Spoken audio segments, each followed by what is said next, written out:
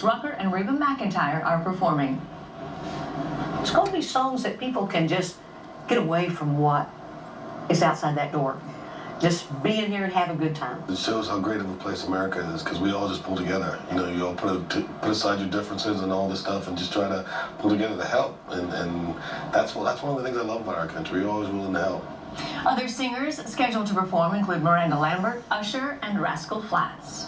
You know, it's common to see sales for tornado shelters spike after a destructive twister. But as Channel 8's Ethan Calloway reports, the debate over which kind of shelter is best and what designates them as safe can be confusing for some buyers.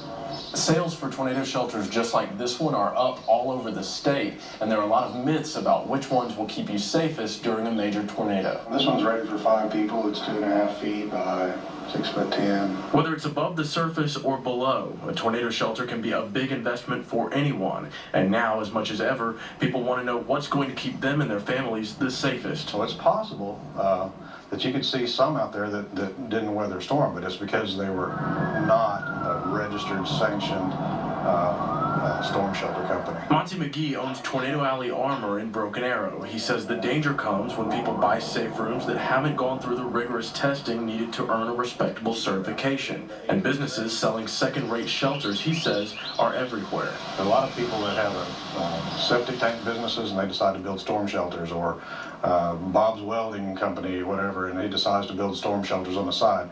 They don't have to meet any requirements or do any testing or anything. They can start selling safe rooms. It's a risk no one wants to take, seeing the scope of what tornadoes are capable of across the state. McGee says customers want to know their investment is worthwhile, and when choosing the safe room that's right for you, knowledge is power. I would tell them to do their homework, educate themselves. I mean, it's their personal safety and their family's personal safety and their lives they're talking about.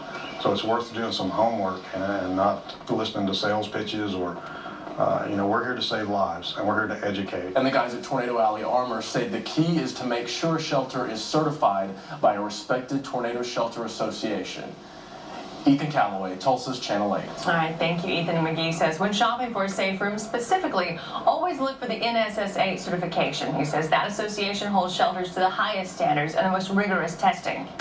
Well, the race for mayor continues to heat up as candidate Bill Christensen raised questions about his opponent's ethics today.